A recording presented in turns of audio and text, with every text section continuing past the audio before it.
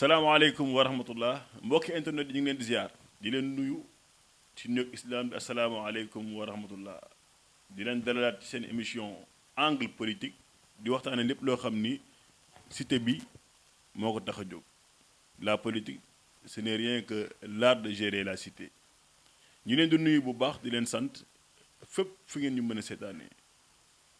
Sénégal Europe États-Unis Inde fépp fu ngeen ñu mën a seetaanee ñu ngi leen di nuyu di leen sant di dellu soit seen deuxième numéro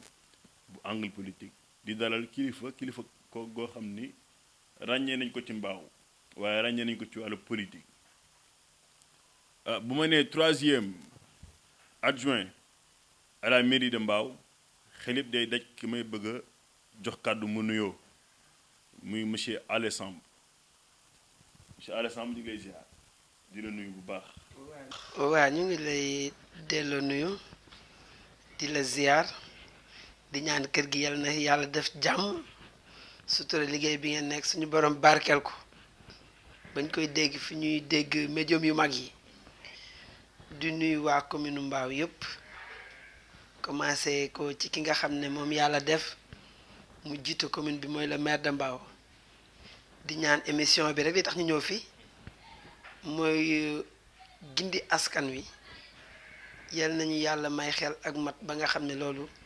dinañ ko réussir muy njëriñu askan bi. merci beaucoup kon noonu la nuyoo ci seen ñaari chaîne leader yi la DTS et la banlieue TV macha allah di ay chaînes yoo xam ne c'est pour la banlieue mais aussi pour la commune de Mbao pour Mbao et pour Pikine et pour la banlieue kon ñu dugg suñuy question angle politique dafa doon émission boo xam ni macha allah du ñu mayante dara ndax question réponse la mais lu ñu tax a jug mooy leeral lépp loo xam ni lëndëmoon na gën a leeral li nga xam ni nit ñi jàppoon nañu leer na kon moo waral tey Alé Samb ñëw ci émission bi bu ma nee Alé Samb kan mooy Alé Samb. waaw man maa ngi tudd Alé Samb dëkk ci commune Mbao plus précisément à Kamb nekk fi d'abord acteur de développement parce que souvent politiciens c'est des acteurs de développement d'abord. Bien sûr. Mais acteur de développement tout court et par la force des choses ma nekk homme politique parce que benn moment on s'était rangé du côté du défunt maire Mamadou Diop pour porter le combat de développement de notre commune donc benn coup de tête moo ñu ci dugal ñu dem ci gis ngeen li suñu borom def on ne peut pas échapper à son destin. Bien sûr. beneen bi muy Alé Samb dans la commune de Mbao yàlla def na maanaam j'ai frôlé l'enseignement Ah bon? parce que am na xale yu bari du collège jusqu'au BFM man maa leen yore am na ñoo xam ne je pense au Touba Diaw ak yeneen xale yu bari ay Aziz Faye parce que li ma leen mage woon sax bariwul Dëgg la. mais yàlla moo def ma teel a jóg yëngatu ci affaire yi au niveau de l'école élémentaire de Kër Mbaye Fall man ak suma frère Momar Fall ñu koy remercier ci jàppale bi ak Cendu Mbeng bokk nañu xale yu bari fii ñu encadré leen Macha Allah. mën nañ cee tudd Pape Malick Fall qui est aujourd'hui avocat barreau de Paris mën nañ tudd Galas Diouf qui était très brillant d'ailleurs moom Pape Malick mën nañ ci tudd Badiaw ay Habib Pouy ay ñoom Paate ay Maymouna Gueye Macha Allah. donc ay Aminata Maron Diop mais la crème même de Mbao. ah absolument sant yàlla sant nañ ci yàlla baax a baax voilà ñooñu jaar nañ ci après aussi benn moment en 2001 boobu problème sanitaire dafa am ci commune bi dañ daan ñëw di gérer ay glacières di travail nekk relais communautaire di dem dans les programmes de vaccination ñu nag ay Ndeye Khady Ndiaye ñoom Mané Pouy c'est de beaux moments que je suis pas prêt à oublier ñuy dem sur le terrain dans le domaine de la santé di fa def ay intervention yu am solo mais aussi beneen bi ma marqué le plus il y avait un programme initié par la Banque mondiale muy le programme PACPUD programme d'assainissement des quartiers périurbains de Dakar parce que moment boobu fii pratiquement c'était une zone complètement périurbaine da nga daan dugg côté yoo xam ne pratiquement nekkin bi côté sanitaire jàppandiwul woon lool donc projet boobu man maa ko au niveau de la zone de Kër Mbaye Fall man maa ko porté woon ak Gana Diom qui est aujourd'hui responsable de service au niveau de la mairie de Mbao, Ndeye Marème Ndiaye qui est aujourd'hui chef de service état civil au niveau de la mairie, Baye Mbaye Diop qui est agent municipal maintenant. Il y a aussi Thierno Ndiaye Bam Nianko Ndiaye Sow qui est le chef de cabinet du maire actuellement, Matan Ndiaye qui est agent de l'état civil actuellement, pratiquement Matindir qui est conseiller municipal. ñoo porté woon projet boobu yàlla dimbali na ba projet boobu tax na ñu régler fi lu baree bari ci côté assainissement ak sensibilisation sur les règles d'hygiène defe naa loolu moo ñëwaat actuellement donc pour tënk Alé Samb est d'abord un acteur de développement communautaire chevronné et beneen bi nga xam ne def nañ ci mooy il y avait une association bu ñu ko tudde woon environnement et vie. Effectivement, notre encadreur, c'était Ndarim Diop, nous connaissons au passage. Le président de l'association, c'était le maire actuel Abdoulaye Pouy. Nous Kadessa, nous Ousseni Ndiaye qui vit maintenant en France. Les dames Cissé qui vivent maintenant en France. Nous portons un projet. On avait fait pratiquement le tour du Sénégal pour sensibiliser les populations sur la nécessité de préserver notre environnement, de préserver notre cadre de vie. Yooyu nekk na yoo xam ne c'est des temps forts yoo xam ne vraiment passé nañ ci yoo xam ne vraiment mënaguma koo fàtte bala. kon temps fort yooyu boo xoolee ak jaar-jaar yooyu yëpp tey moo defar Alé Samb bi nga xam ni fierté la pour la commune de Mbao mën nañ ko wax. waaw mais man dafa am benn passage bu marqué un fait ma ànd def ko ak suma frère Mané Pouy di sama xarit léeg-léeg ma ne Mané ku ko respecté wul da nga koo xamul. mais soo ko côtoyé xam ko di nga ko jox cër bu baax a baax bi ñuy évoluer ci poste de santé bi benn moment après Ndeye Khady Ndiaye moom moo doon président man may trésorier ñu nekk ci ba benn moment ñu woo ñu par coup de téléphone à Camp nañu de benn vieux mu fi nekk vieux boo xam ne il était pratiquement dans les 70 à 80 ans ñu gis ko feebar na ki ñu woo sax def nañu woo leen sàppoon mu ñëw jël si ko balaa moo dee fii yàq na fii nangam ak nangam vraiment peindre ko de façon désastreuse ma woo maane ma ne nañ dem ñu dem xool góor gi mënuñu nettali état bi ñu ko fekk mais mi ngi dund maanaam maa nañu waxtaan ñu ne kii nañ ko yëkkati yóbbu ñu woo sapeur na ñoom mënuñu ñëw ci loolu maanaam maa nañu yëkkati ko jàpp ko ak état bi mu demee yàq boppam na ma yàlla baal ci kàddu yi def lépp ñu yëkkati ko jàpp ko yóbbu ko ancien poste de santé de Kër Mbaye Fall alors bi ñu ko yóbboo ñu ne nañ leen wut ndox mu xaw a tàng nugg sang ko maanaam maa ne ñu jël ko sang ko ñiy jaay foofu friperie yi fëgg jaay yi ñu wut fa yére yu baax daal di koy solal ak daal di ñëw teg ko ci xaw a naaj pour mu jël un peu de chaleur vu son âge après ñu wax ak moom mu wuyuñu ne foo dëkk mu ne Grand Yoff c'est un Guinéen qui vivait au Sénégal à Grand Yoff mu ne benn doom la am doom ji mi ngi Guinée moom gëj na ko gis ñu ne ko lan moo la dal mu ne moom dafa xiif ñu dem ñu ne ko loo bëgg xam naa benn puyeen la wala benn siiseen rek mu ne moom daa mburoog yàpp ak mayonnaise la bëgg alors ñu jëndal ko ñu ne ak lan mu ne ak xaalis ñu jëndal ko jox ko il a mangé après ñu jox ko mu naan mu ne xaalis la bëgg jox ko ñu laaj ko il devient beaucoup plus lucide wax fi mu dëkk wax ban oto bis la mën a jël pour ñu yóbbu ko fa bàyyi fi numéro téléphone ay mbokkam loolu lu ma de partagé ak Mané loo xam ne mënuma ko fàtte quand même muy benn épisode bu xaw a doy waar ñu gëm ne boobu on a sauvé une vie parce que ginnaaw yàlla suñ ko bàyyeen yàlla mënoon na jaar noonu jël bakkanam. C'est important sauver une vie mais aussi toujours au service de la population man loolu laay jàpp ci li nga xam ne moom nga wax yëpp déjà loolu mooy li nga xam ne moom moo construire ce grand homme du. Maintenant côté politique effectivement. Voilà, effectivement côté politique le parcours politique. côté politique vous savez man très bas âge laa ci duggee mais par conviction parce que yaa Diop d'abord Modou Diop yal na ko yàlla xaaree àjjana lu baax lu ne def na ko il porte le combat de développement surtout de Kër Mbaye Fall ñun moment boobu on a vu qu'il était un peu seul ñu jóg ne dañ koy jàppale ñu ñëw jàppale ko mu nekk ci ba yàlla def ma xamante ci président Mamadou Seck il m'a choyé il m'a adulé tey ma fu ma sa nekk jàpp sama loxo yóbbu ma fa ma jànge lu bari ci moom mu nekk nit koo xam ne fierté la ci commune Mbao ñu dem ba Mamadou Seck benn moment jëlee nañ ko ministère des transports après sa démission en tant que président ministre des finances mu toog y avait d'autres possibilités ma toog Daoud Niang Ndiaye nekk à l'époque maire de la ville de Pikine mu bugg ma compter parce que stratégie mooy dans chaque commune il cooptait les responsables des jeunes pour asseoir base politique bi mu ñëwee Mbao boobu effectivement je faisais plus rien parce que bàyyi naa jàngale ànd ak Mamadou Seck passion de jeune j'ai tout laissé à côté ba moment boobu mu bugg ma dugal mairie de la ville j'ai décliné l'offre daane sama sœur Marème Ndiaye comme que mooy responsable commission féminine bi ne ko demal ville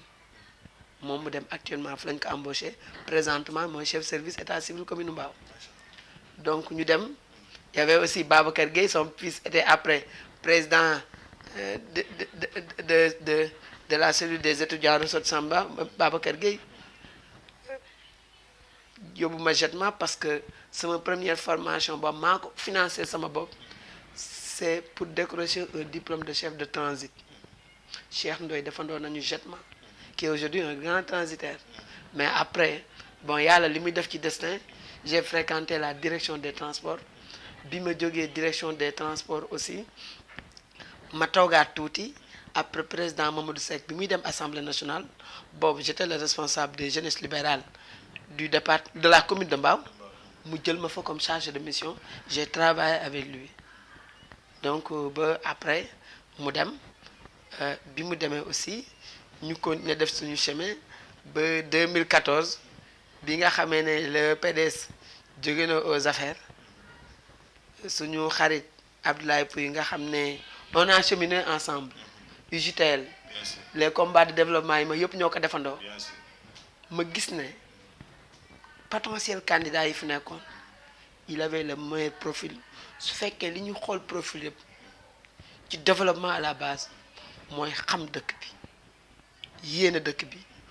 bëgg dëkk bi parce que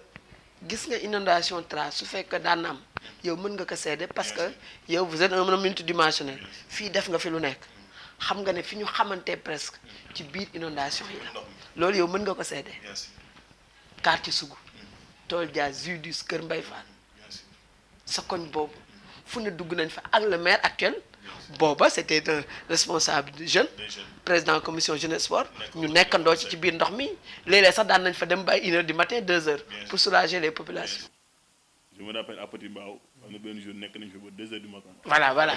voilà donc yooyu c'est des trucs yoo xam ne sant yàlla la daal sant yàlla. Alessandra kon gis nga ki ñu invité tey pour vous dire bu ñu doon wax ci nit ki mën na am fii la ñuy fanaan waaw mais nag dañuy dugg ci beneen question mooy la question une question d'actualité dafa am benn coow lu jug quand on parle des 10 hectares de la forêt classée de Mbao mu am coow lu jub depuis jamono ji yëpp ñu dégg ci lu ne dem ba mu yàgg coow loolu nga xam ni dafa rëyoon trop accoucher d'un sourire loolu mën nañ ko wax. waaw merci pour parce que sujet d'actualité la dinañ ci wax déjà bind nañ ci wax nañu suñu xalaat. def nañu ay déductions joxe nañu suñu conclusion mais dinañ ci revenir parce que sujet d'actualité te par respect population yi dañ leen war a leeral xam nga d'abord suñu aborder question boobu question forêt classée de Mbao ki nga xam ne dafa juddoo ci forêt bi mbaa su fa juddoowul yaroo fa jànge fa xiif dem wut darkase lekk fa wut ndaamaraas dugg ci àll bi lakk lekk léeg-léeg sax doo bëgg a añ ci reboisement forêt bi ñu wax la ne 2008 2004 ak les jeunes de Kamb nga xam ne ci la ñu bokk est-ce que xam nañ def nañu ci forêt bi reboisement liggéey ci ba ñu am ci benn financement mooy l'espace des jeunes de Kamb ak élevage bi ci biir xam nga loolu lu ñu ko may avec nos grands frères yi fi nekk dañ doon participer au programme de reboisement de la forêt classée de Mbao ay ñoom maire Bambi ñoom Binta Wane le maire Ablaye kooku li ko booleeg forêt bi dafa xaw a profond ci moom la bokk. ci moom la bokk suñ ko laalee day mel ni cër la ñu dagg ci yaramam bien sûr. kon kooku mënul bokk ak ki nga xam ne il ne s'est presque jamais investi pour cette forêt là mënul bokk ak moom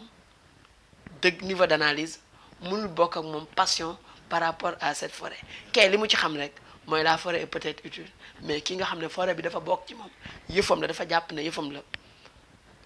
bokkuñu ni ñu koy analyser loolu moo tax nit ñi lu bari nañ ci tey au-delà de l'aspect passionnel suñu yooyu jël raison dañu ne dañuy dagg ci forêt bi 10 hectares ñu ne débattre nañ ko conseil municipal à la ville de Pikine man de je suis conseiller municipal à la ville de Pikine mais kenn mësu ko fa wax kenn mësu ko fa débattre muy benn vice de forme beneen bi mais Mamadou sa place bi pour ne pas dire commune bi nga xam ne ci kàttanu yàlla Ablaye Pouye le maire la ko population yi dénk bi ko population yi dénk gisoon nañ ko ñu ko ëpp alal gisoon nañ ko ñu ko ëppi at gisoon nañ ñu ko ëpp lépp mais population yi ak kàttanu yàlla moom la yàlla dogal ñu jiite ko loolu nañ ko cëral ku jubóol ak moom sur d'autres choses mais jubóo ak moom mais sur les questions essentielles ñi ci war a toog nañ ci toog lan laa wax keroog ma ne su état ak ku mën a jóg niveau bu mën a nekk def forcing pour dagg 10 hectares def forêt classée sans convaincre les populations de Mbao c'est un échec xam nga lan moo tax échec mooy su fekkee da ngay taxal benn projet viable nga xam ne dafay am jeexital ci nekk nu askan bi te mënoo leen convaincre par rapport à la pertinence du projet c'est parce que tu es incompétent tu n'as pas d'argument man loolu laa gëm mais aussi beneen bi gis nga les questions d'aménagement c'est pas une science exacte nit ñi dañ ko war a pencoo waxtaane ko les acteurs te acteurs commune bi nag mënuñu koo tudd wala département génn ci maire commune ñoom ñoo war a toog waxtaan qu'est-ce qu'on va faire comment on va le faire ensemble est-ce que fi ñu ko war a def fii la sur ces questions essentielles war nañu mën a trouver consensus alors à défaut de ces échanges là ku nekk da ngay def li nga gëm mais li mu gëm mooy armée baax na mais nekkul un besoin pour les populations de Mbao de la commune de Mbao pour la simple et bonne raison que commune Mbao déjà présentement am na 3 cimetières yoo xam ne c'est des cimetières fonctionnels mooy yu dox feesuñu beneen contradiction bi mooy dégg ngeen fan yële passé coowu cimetière de Kamb Tol Dias au temps de Moussa Fall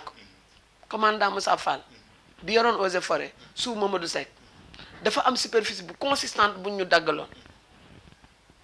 il restait que ñu clôturer ko mais moment boobu am na population ñu doon na clôture bi gënul parce que day gaaw a fees ñu xam limite yi fi mu nekk Baye Jonn ku mel ni Baye Jonn magu Tol Dias yooyu fekk nañ ko yenn kilifa yi fekk nañ ko temps il est passé bi coow li amaatee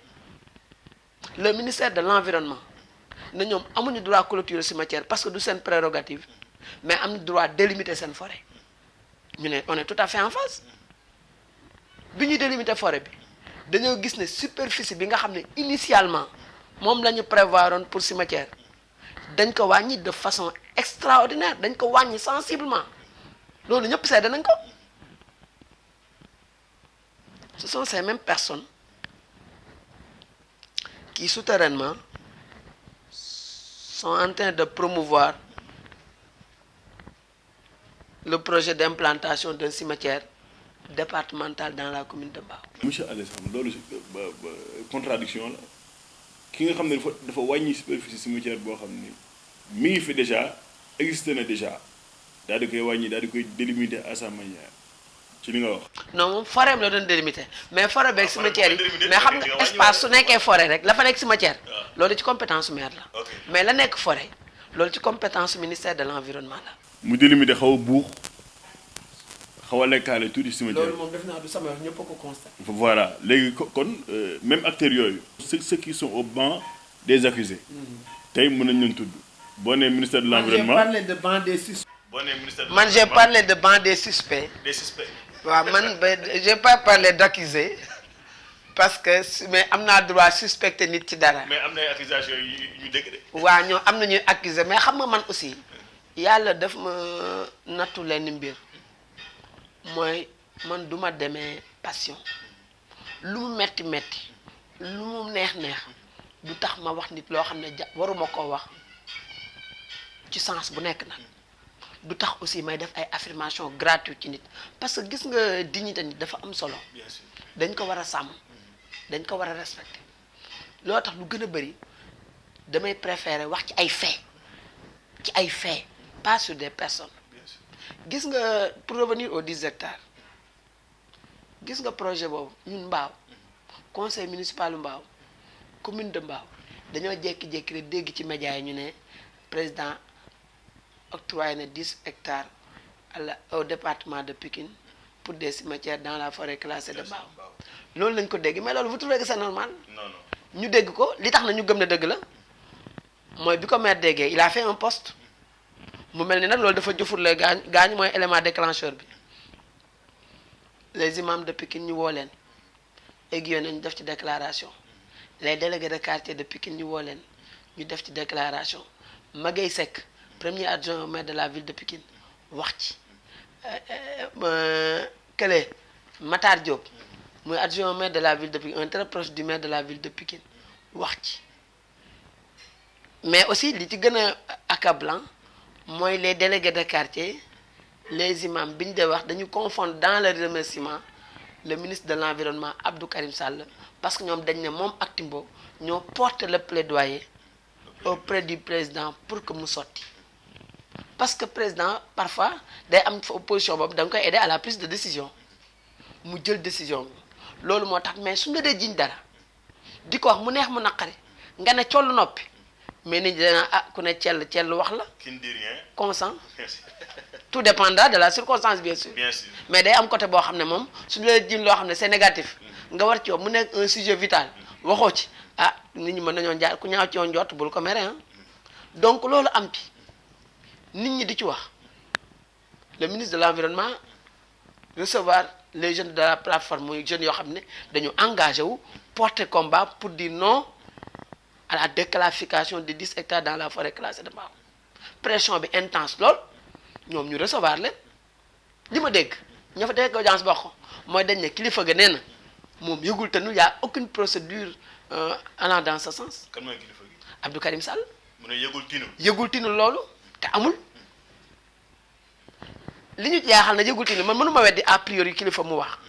mais imaamu Pikine kon xanaa ñoom ñoo féete nag ci beneen côté boo xam ne xamuñ ci li ñu wax dara. ñoom ñu ko remercier. xanaa le maire Matar Diop xamul ci li mu wax dara xanaa le maire Timbo xamul ci li mu wax dara xanaa les délégués de quartier du département de Pikine xamuñ ci li ñu wax dara mais moom non seulement dafa ne yëgul timul mais 48 heures avant muy wax loolu dafa def benn poste mel ni kuy daganal projet boobu di théoriser le concept forêt cimetière. moom ci boppam. waaw ñuy inaugurer forêt cimetière parce que Europe ñu ngi koy def États-Unis ñu ngi koy def peut-être benn paramètre rek la fàtte woon mooy ñun ak Europe ak États-Unis bokkuñu ni ñuy traité suñuy dépouilles parce que ñun duñu jël duñu dépouille réduire ko en cendre suul cendre yi duñu dépouille dañ koy sang def ko ay produits muur ko te sagar yi ñu koy muuree tissu yooyu c'est pas des trucs biodégradables beneen bi ñu ne seen cercueil bi ñu koy def seen dépouille bu ñu ko dañuy tenir compte de l'aspect environnement mais ñun xam nga ne loolu teniruñ ko compte ce qui fait que suñ ko bëggoon def ñun fii mais le sol sera tellement pollué que ne fruits yi nga xam ne mooy jóge ci garab bi mais kenn du xalaat lekkati ko xam nga aussi problème la parce que comparaison n'est pas raison gis nga dëkk bu nekk dafa am ay réalité te réalité dëkk ba ay aada cosaanam su génnee ci moom presque dara desatu fa ñun loolu la ñu gëm foofu donc muy mbir moo xam ne mbir mu doy waar la loolu yëpp nuru ni moom bokk na si ñi nga xam ne comme ni nga ko waxee ñoo nekk ci souterrainement ci suuf di am lu ñuy. en tout cas nit ñi seen xel ñaaw na ci man nag en tant que waxul ne man la. suspect du ma nag yow la dinaa suspecté ne loolu nag ku nekk sañ nga soo ko suspecté wax ko ci kaw.